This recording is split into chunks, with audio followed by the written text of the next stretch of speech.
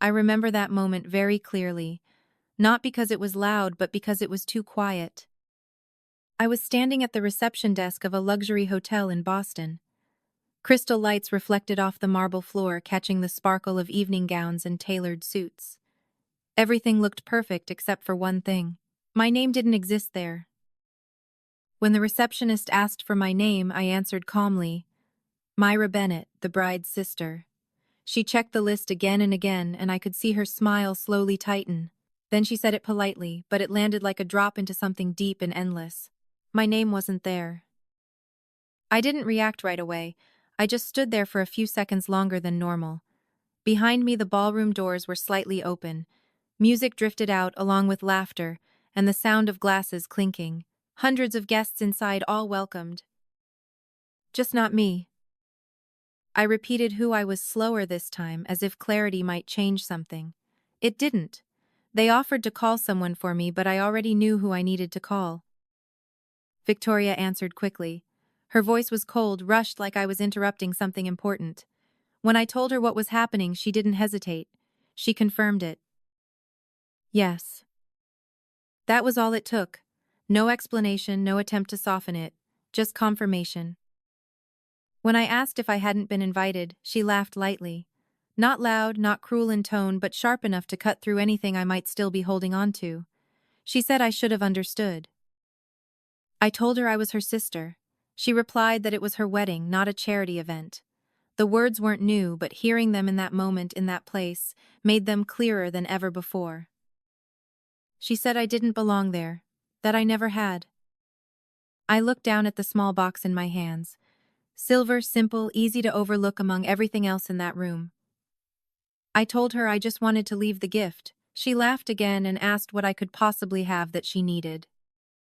The call ended without apology, without hesitation, without anything human left in it.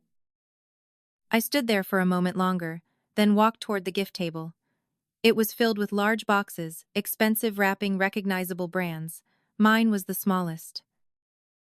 I placed it down carefully, almost invisible among the rest. On the card I wrote one line. From Myra, your sister. The receptionist asked if I was sure I didn't want to stay. I smiled and told her that some gifts are meant to be opened when the person who gave them isn't there. Then I turned and walked out. I didn't look back. But in my mind there was only one thought. In a few hours, they would remember my name. And the truth is, this wasn't the first time I had been treated like I didn't belong. It had been my entire life. And if you think the story ends there, it doesn't. That was only the beginning.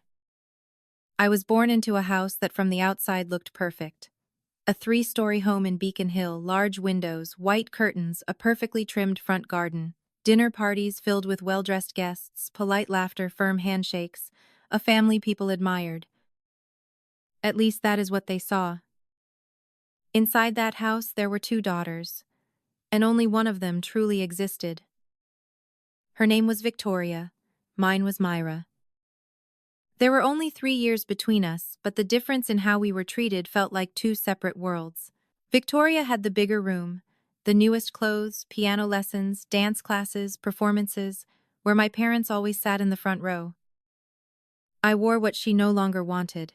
I stayed quiet while she practiced. I learned slowly how not to expect anything. At first I didn't understand. No child is born believing they are less.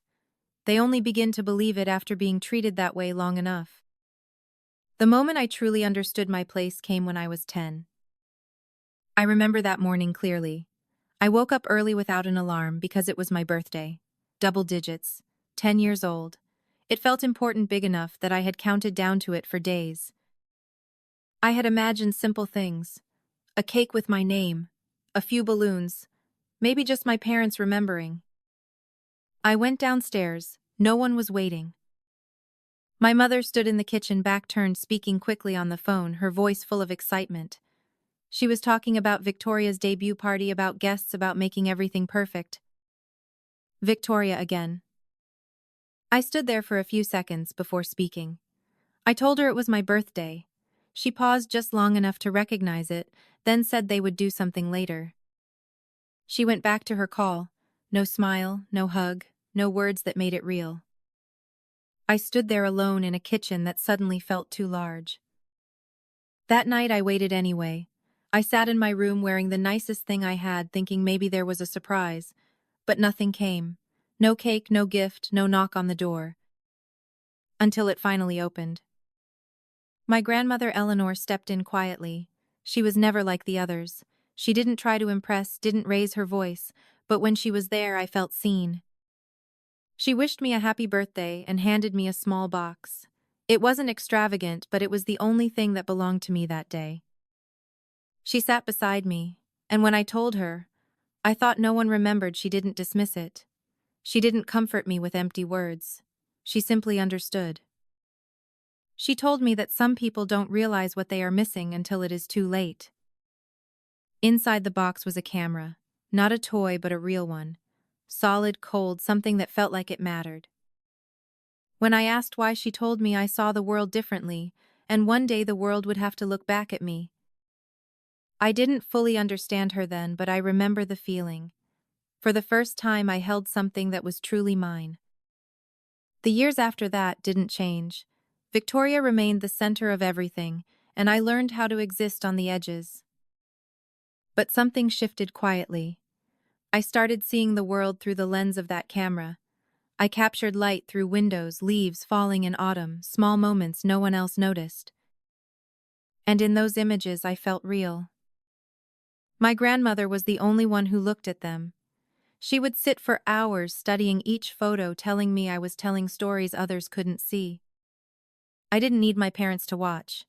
I didn't need Victoria to approve. For the first time I had something no one could take from me. But I made one mistake. I believed that if I stayed quiet long enough, if I tried hard enough, one day they would notice me. I was wrong. And the day I realized that was my graduation. The day I thought everything would finally change. It didn't. It only proved one thing. In that family, I had never been the choice.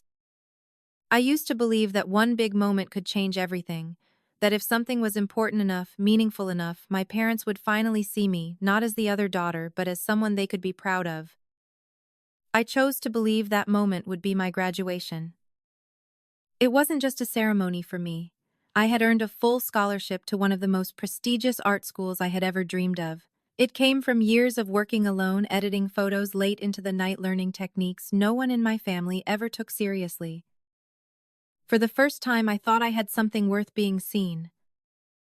I practiced my speech for weeks, not because I loved public speaking, but because I imagined my parents sitting there, my mother smiling, my father nodding, just once looking at me the way they always looked at Victoria. That morning I walked downstairs in my graduation robe, holding the speech I had folded carefully. Victoria was at the table, scrolling through her phone. My parents were standing together, focused on a laptop. No one looked up. I told them what time we should leave. The ceremony started at 2. No response. I said my mother's name again. She sighed like I had interrupted something important. Then they told me. Victoria had a networking event with Goldman Sachs. A major opportunity. They needed to be there. I stood there trying to understand what I was hearing. I told them it was my graduation, that I was speaking, representing my class. They didn't react. Not even a question. My father said photography wasn't a real career, that I should think about studying business like Victoria. It wasn't the first time he had said that, but it was the first time I couldn't pretend it didn't hurt. So I stopped trying. I didn't argue. I didn't cry. I just nodded and walked out. Alone. The ceremony was everything I imagined. Hundreds of students, families filling the seats, applause, laughter, names being called. Everything was there. Except anyone for me. When I stepped up to the microphone, my hands were cold. Not from fear, but from the realization that no one in that room was waiting to hear me. Then I saw her. My grandmother. She was sitting in the front row, clapping louder than anyone else. looking at me like I was the only person on that stage. I took a breath and began. I don't remember the words. I only remember the feeling. For the first time in my life, someone was truly listening. After it ended, everyone ran to their families. Hugs, photos, celebration. I walked down the steps and went straight to her. She held my hand and told me I had done well. I said she was the only one who saw it. She shook her head and said the world would see, just not in the way I expected. At the time, I didn't understand. That night, I went home. No one asked about the ceremony. No one asked about the speech. Victoria talked about her event and my parents listened, smiling, engaged. I stood at the doorway for a while, then went upstairs. No one noticed I had come back. That was the moment something ended inside me. Not loudly, not dramatically, just quietly. I stopped waiting. No more hoping. No more imagining they would change. I packed a small bag. A few clothes, my camera, the money I had saved. The next morning, I left Boston. I didn't tell anyone. I didn't leave a note. I didn't look back. I didn't leave because I was angry. I left because I finally understood. There are places where no matter how hard you try, you will always be invisible. And sometimes the only thing you can do is create a place where you are not. I just didn't know yet that leaving would be the very thing that would make them remember my name. I arrived in Los Angeles with 2 suitcases. No clear plan, no family, no one waiting for me. The only thing I carried with certainty was the camera my grandmother gave me when I was 10 and a fragile belief that distance might change who I was. The beginning was nothing like I imagined. I rented a small room on the outskirts, a window facing a parking lot instead of anything beautiful. I woke up early each morning not because I had somewhere to be, but because the silence in that room felt heavier than anything I had left behind. I started looking for work, anything related to photography, assistant jobs, basic tasks, even cleaning equipment. Eventually someone hired me. Not because I was the best, but because I was willing to accept the lowest pay. I worked under a wedding photographer. My role was simple: carry gear, adjust lights, stay in the background. No one asked my name. No one cared what I thought. But for the first time, that didn't hurt. Because here I wasn't being compared. I wasn't less than. I was just someone learning. And I learned quickly. I watched how light shaped a face, how a single moment could become something meaningful, how emotions couldn't be faked through a lens. I worked harder than anyone else, not out of ambition, but because I had nowhere else to go. The first few years were slow. No breakthroughs, no sudden success. Just small improvements every day. Better shots, better understanding, better instincts. I began taking small jobs. Birthdays, engagements, events where no one remembered the photographer. But I remembered everything. Every person, every story, every expression. Then something changed. People started coming back. Not because I was cheap, but because they felt seen. They told me I made them look real. Not perfect, not staged, just real. At the time, I didn't realize how rare that was. 3 years later, I wasn't an assistant anymore. I had my own clients. A small studio. Not impressive, not luxurious, but it was mine. I named it Everlight. Because light is always there, even when no one notices. Just like I had been. By the 5th year, things accelerated. One client led to another. Small events turned into bigger opportunities. My work appeared in magazines. Then more invitations came. One evening, I sat alone in my new studio. This time it wasn't a rented room. It was a space with large windows overlooking the city. Lights on, photos on the walls. A small team working with me. I opened the financial report. $3 million in revenue. I stared at the number for a long time. Not because of the money, but because no one in my family knew. No one asked. No one cared. And for the first time, I didn't need them to. At least that's what I thought. Until Victoria called. Her voice was the same, light, sharp, distant.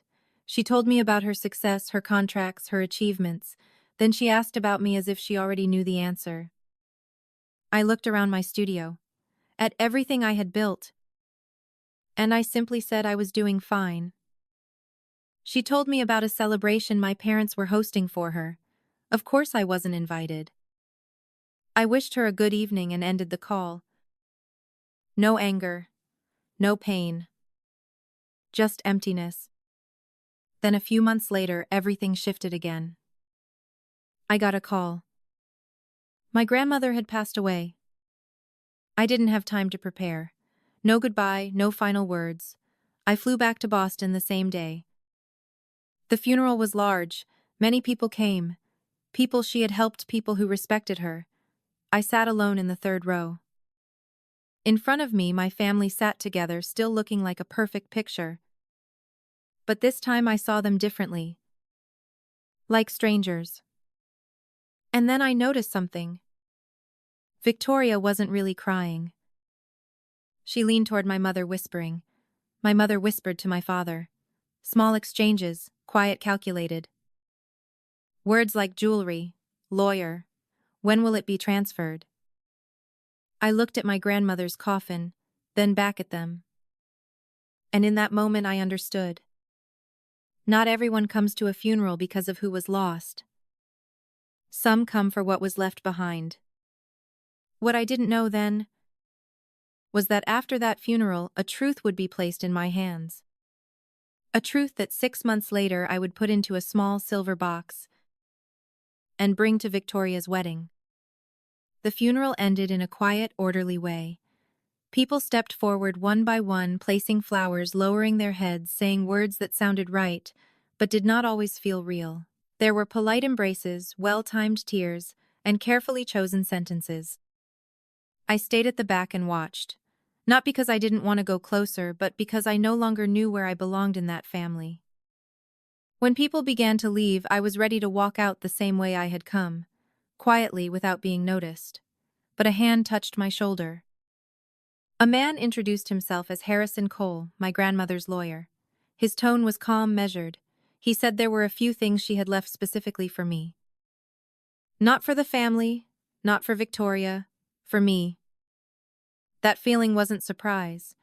It was something deeper, like recognition, as if she had already seen this moment long before it arrived. He asked me to stay for a while. In a small room behind the church, he placed a thick envelope on the table. He explained that these documents were not part of the public will. My grandmother had asked for them to remain private until I was ready. Inside, there were two things: a legal document and a handwritten letter. I read the document first. It took a few seconds to understand what I was seeing. The entire Hartwell jewelry collection. A family inheritance valued at over $2 million. Transferred completely to me. Not to my mother. Not to Victoria. To May. I read it again, then again. The words didn't change. Only my heartbeat did. He confirmed it was fully legal. My grandmother had signed it 2 years earlier. Not a last-minute decision. Not confusion. A choice. Then I opened the letter. She wrote that Victoria saw the jewelry as trophies, something to own and display. But I saw something different. I saw stories, memory. That was why she chose me. She said my mother and sister would not understand, that they would think she was wrong. But she had watched me for years, even when no one else did, and she knew these things belonged with me. Not because I needed them, but because I would understand them. I sat there for a long time holding the letter. It wasn't pain I felt. It was recognition. For the first time in my life, someone had seen me clearly without condition. I asked why she never told them. The lawyer said she believed truth needed the right moment. The right moment. She also left me one more thing. A choice. I could decide when to reveal it. Not at the funeral, not immediately. When I believed it was time. Outside, my family stood together. Victoria spoke quietly, confident that the jewelry would be hers. My mother agreed. They called it the logical outcome. I stood a few steps away and listened. And for the first time, I didn't feel hurt. Because they didn't know. The truth had already changed. For 6 months, I said nothing. I returned to Los Angeles, continued my work, my life, as if nothing had happened. But inside, everything was different. I no longer needed their approval. I already had my answer. Then came the news. Victoria's engagement. A grand wedding, hundreds of guests, an event the whole city would talk about. I waited. Not because I wanted to attend, but because I wanted to see if anything had changed. It hadn't. No invitation, no message, no acknowledgement. When I finally called, my mother told me Victoria didn't want me there. She called it a private wedding. 400 guests. Private. I understood then. Completely. No more confusion. No more hope. I had never belonged. That night I sat alone in my apartment, the envelope on the table. I opened it again, reading every line, every number, every truth. Everything I needed was already there. I didn't need to go to that wedding to be accepted. But maybe that was exactly where the truth needed to be told. That was when I decided. I would go. Not to cause a scene, not for revenge. Just to deliver a gift. A small silver box. But inside it, something that no one in that room would be able to ignore. And once they opened it, no one would be able to pretend they didn't know who I was anymore. After I decided to return to Boston, nothing happened immediately. There was no perfect plan, no carefully calculated steps from the beginning, just one clear thought. I wouldn't show up to destroy anything. But I also wouldn't disappear anymore, the way they always expected me to. Then, something happened.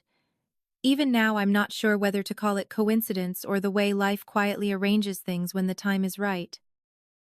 It was an ordinary afternoon. I was in my office in Los Angeles reviewing a contract. Sunlight came through the glass, falling across my desk where the Everlight logo was engraved on a small metal plate. 3 years earlier, I had been carrying equipment for someone else. Now I was the one signing deals. My assistant told me there was a call. Caroline Ashford. The name alone was enough to make me pause. She was one of the most well-known wedding planners on the East Coast. More importantly, she had been close to my grandmother. When I answered, her voice felt familiar in a way I couldn't explain. She asked how I was, and I told her I was doing well. Better than ever. She said she knew. Then she told me she was calling for a reason. There was a bride in Boston who wanted the best. And she was certain that was me. I thanked her, but then she hesitated for a moment, just long enough for something to shift. She said there was something I needed to know before accepting. The bride was my sister. Everything went still. Victoria had already signed the contract.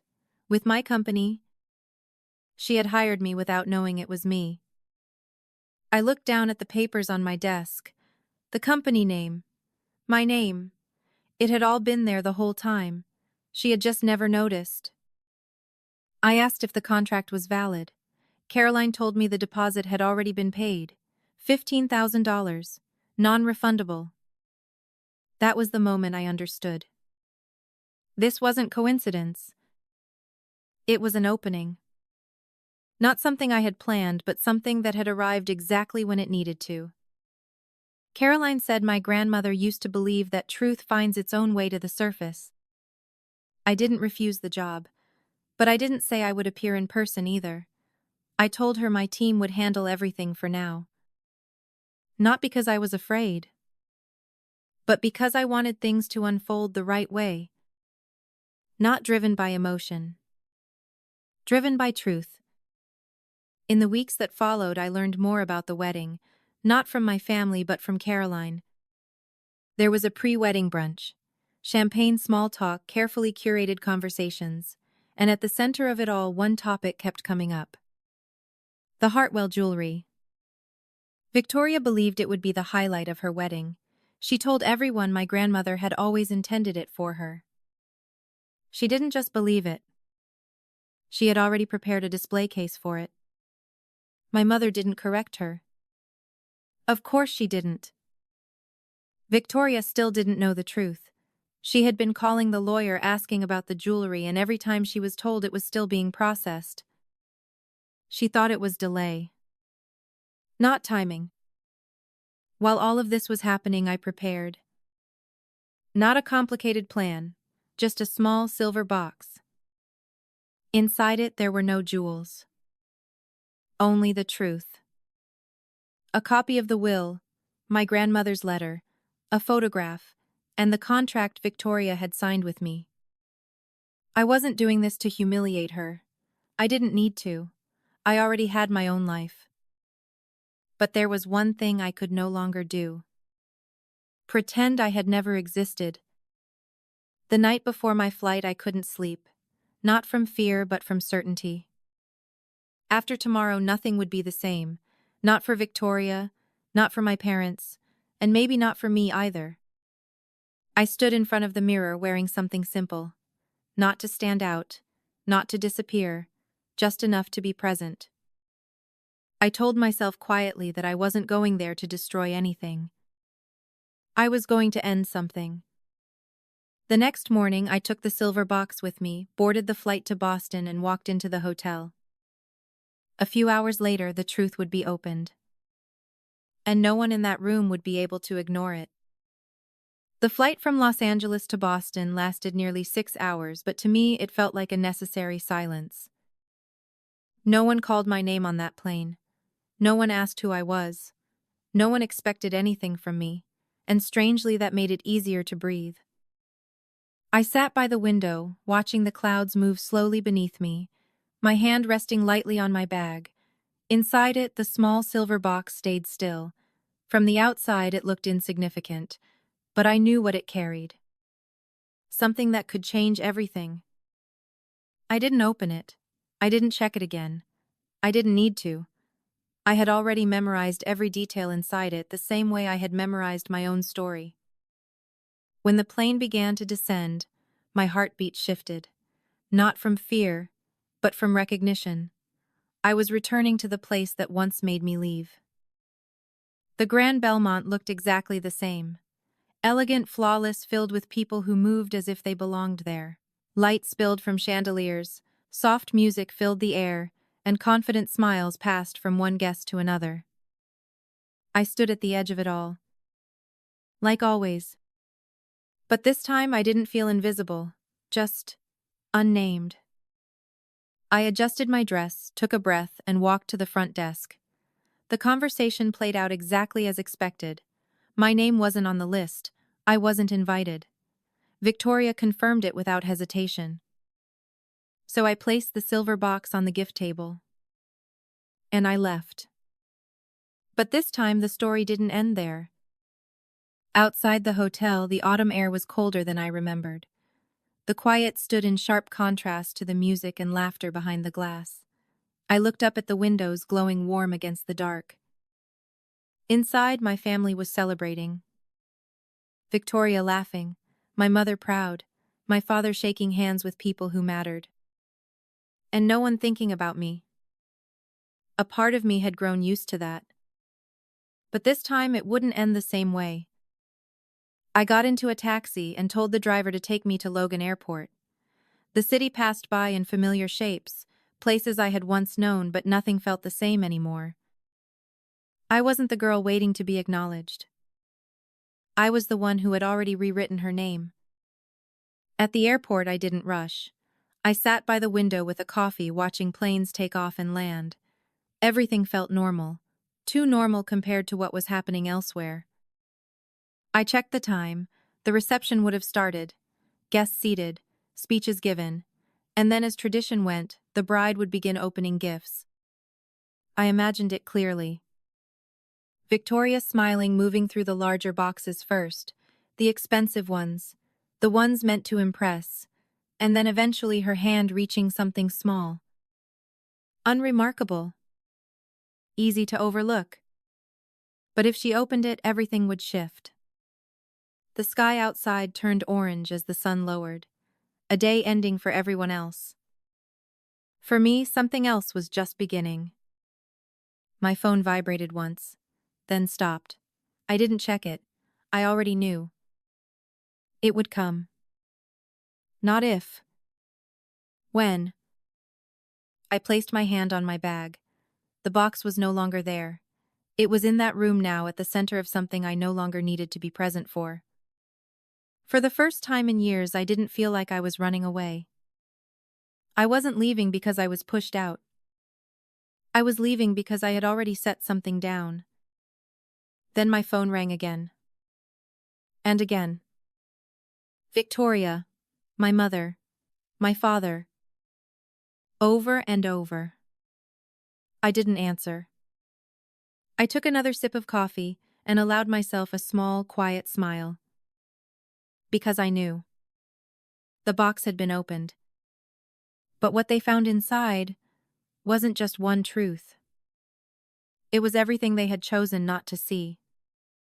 While I was sitting in the airport lounge, everything at the Grand Belmont had already reached that moment. No one expected it. No one prepared for it. But everyone was there. The ballroom was glowing under chandeliers. 400 guests, white tablecloths, crystal glasses, carefully arranged flowers. The music softened as the host stepped forward and announced it was time for the bride and groom to open a few special gifts. Applause filled the room. Victoria stood up flawless in her dress, her smile perfectly composed. She walked toward the gift table with complete confidence, as if everything in that room belonged to her. For a while, everything went exactly as planned. Expensive gifts, polite admiration, soft laughter, a perfect performance. Until her hand reached a small silver box. It wasn't noticeable. No brand, no decoration, nothing that demanded attention.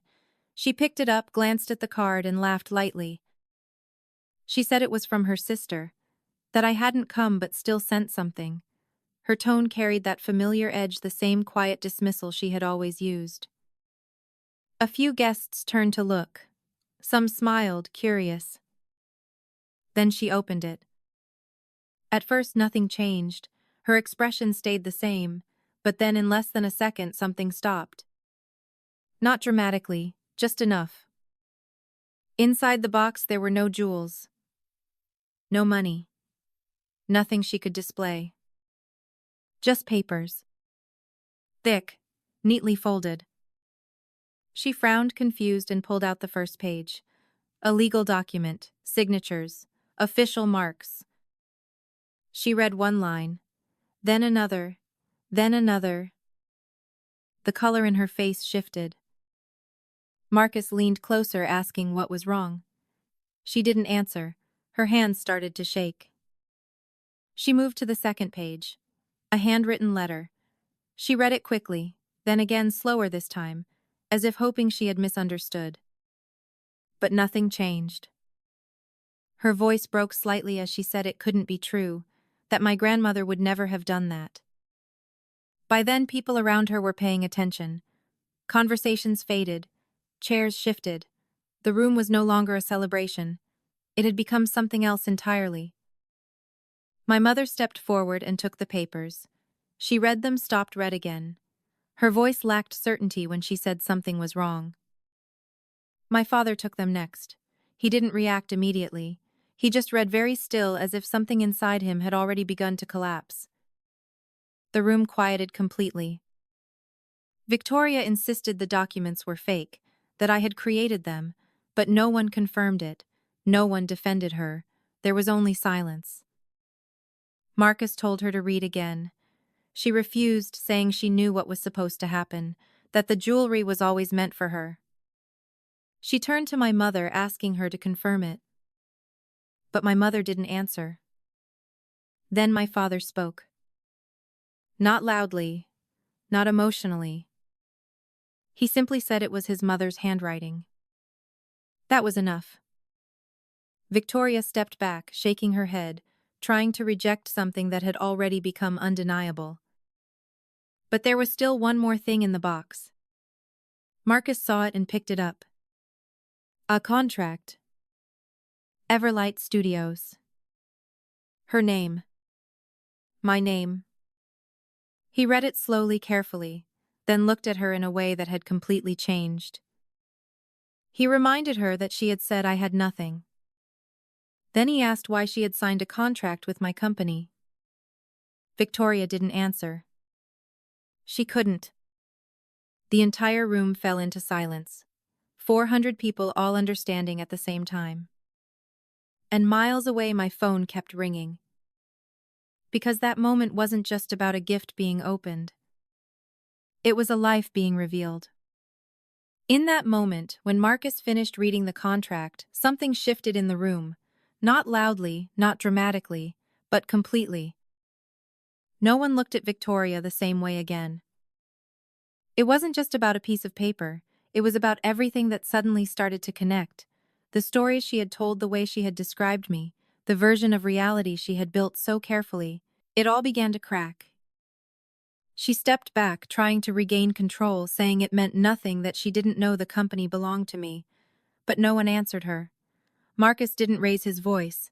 He didn't accuse. He just stood there looking at her, silent. And that silence made everything heavier. He reminded her calmly of what she had told him before. That her sister was unstable. That I couldn't hold a job. That the family had to cut me off.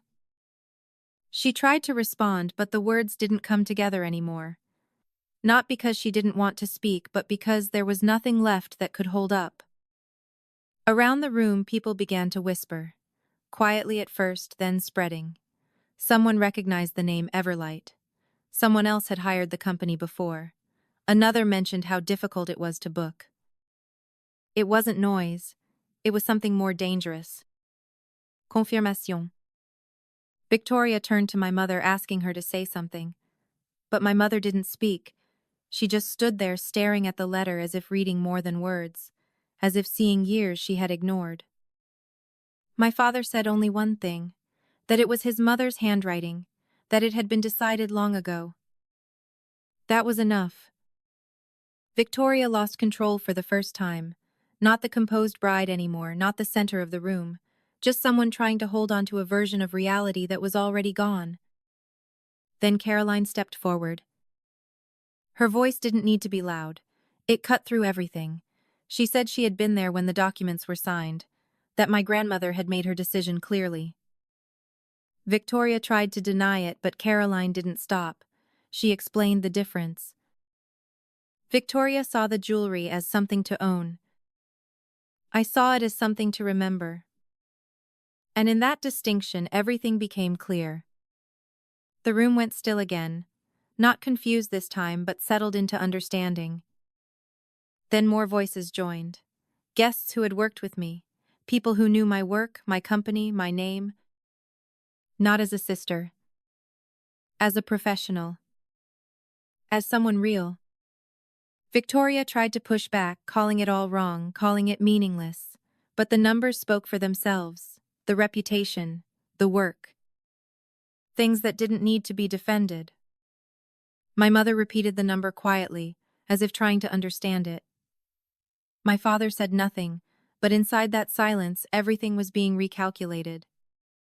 Every memory, every decision. Marcus asked one final question.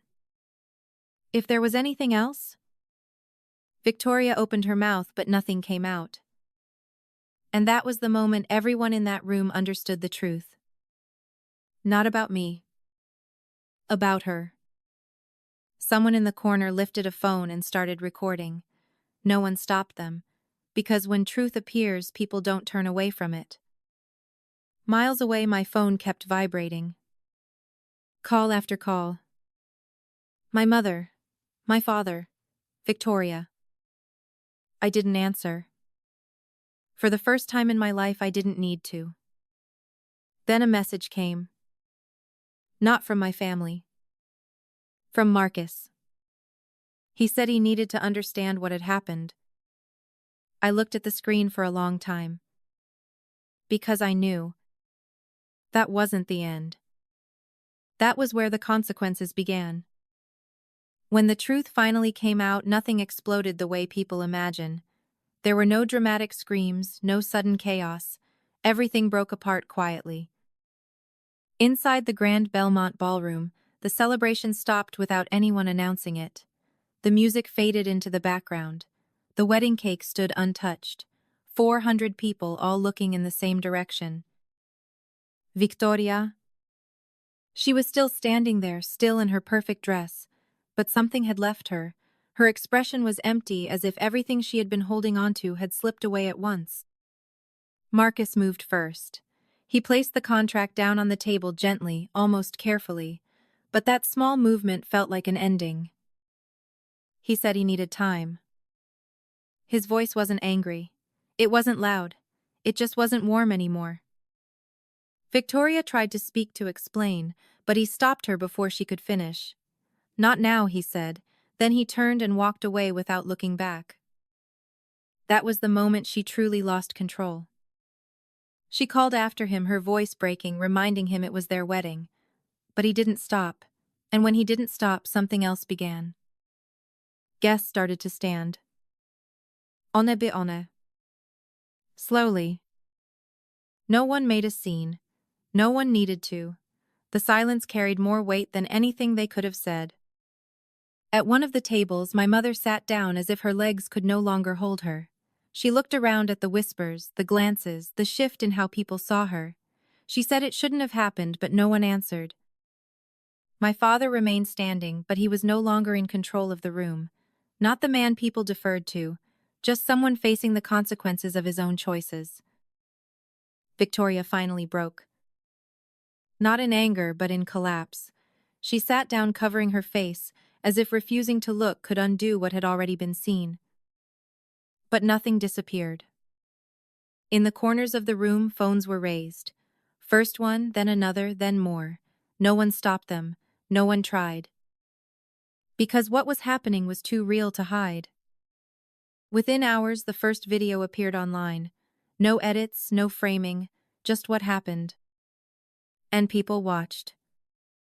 They watched, and they understood. Comments spread faster than the video itself. Not about revenge, not about drama, but about something deeper, about truth that had been ignored for too long. Across the country, I walked into my office the next morning. Jenna showed me the video, millions of views still climbing. I didn't react. I didn't need to. I hadn't posted it. I hadn't shared it. But I also didn't try to stop it. Emails followed. Interviews. Requests. The same question repeated again and again. What happened? I didn't answer. Because there was nothing left to explain. 3 days later, my mother came to my office. She stood there looking around at everything I had built. The photographs, the awards, the space I had created without them ever noticing. She asked when it had all happened. I told her it started when I stopped waiting for her to see me. She didn't respond right away. She just looked at me. Really looked, maybe for the first time. She said Victoria had lost her job, that Marcus had left, that questions were being asked everywhere. I listened, but I didn't feel what she expected. Not satisfaction. Not victory. Just wait. She said people were blaming me. I told her I knew. Then she asked if I felt anything. I looked at her for a long time before answering. I told her I had already felt everything for 28 years. That was when she went silent. Completely. For once there was nothing left she could say. The conversation ended without resolution. No clear apology, no reconciliation, just an understanding. Things would never go back to the way they were. But that wasn't the point. The most important thing wasn't what Victoria lost or how the family fell apart. It was that I finally stopped trying to be chosen. And once I did that, everything else followed. After everything, life didn't return to normal, and maybe that was the point. The days that followed moved more slowly than I expected. The constant calls stopped, the messages faded. What remained was silence, the kind of silence I used to be afraid of. But this time I didn't run from it. I went back to work. Everlight continued. Clients still came. Shoots still happened. Everything moved forward as if that moment in Boston had been a wave that passed through, leaving marks but not taking me with it. A week later, my mother called. Not to argue, not to ask for anything, just to call. The first conversation was short. Careful. Neither of us knew what to say. The second week she called again. This time she asked about my work. Not out of obligation, but with real curiosity. I answered simply. I didn't explain everything. I didn't try to prove anything. I just spoke, and she listened. There was no sudden change, no miracle, but something small shifted. She began to see me as a person, not a shadow. My father didn't call. He wrote a letter. 3 pages handwritten. Not the way he used to speak, not distant, not controlled, just a man trying to understand what he had failed to see. He wrote that he didn't know where to begin, only that he had never truly seen me. I read it. I didn't respond right away, not out of anger, but because for the first time I didn't feel the need to rush. Victoria called once, about a month later. I looked at her name for a long time before answering. There was no shouting, no blame, just silence at first. Then she said she was trying to understand. That was all. No apology, no explanation, just that. I told her I was trying too. We didn't say much more, but the call felt different. Not resolved, not repaired, just no longer a fight. Time moved forward, slowly but steadily. I didn't go back to Boston. I didn't try to rebuild anything. I didn't force change. I simply left the door open. But I didn't stand there waiting. I lived my life, fully, in a way I had never allowed myself before. One day, I went to the bank. My grandmother's jewelry was stored in a secure vault. I opened it and looked at each piece. Not as assets. As stories. I kept a few, the simplest ones, the ones that felt close. The rest I donated to a museum, so they could be seen, understood, appreciated the way she intended. Before I left, the bank gave me one more envelope, something my grandmother had also left behind. Inside was a note. She wrote that she knew I would understand everything, but there was one thing she hadn't told me. She had left something for Victoria too. Not because she deserved it, but because she hoped one day she might learn. A small pearl bracelet. Nothing expensive, nothing that would stand out. But something that could matter, if seen the right way. I stood there for a long time after reading it. She hadn't abandoned anyone. She had simply seen more clearly. When I walked out of the bank, the sunlight felt different, warmer, steady. For the first time, I didn't feel like I was leaving something behind. I was just moving forward. I didn't go to that wedding to destroy anyone. I didn't go for revenge. I went to place the truth where it belonged. And then I left. Because sometimes the strongest way to win is not to stay and prove anything. It is to walk away with everything you have become. And never return just to be chosen. My name is Myra. And for the first time in my life, I chose myself.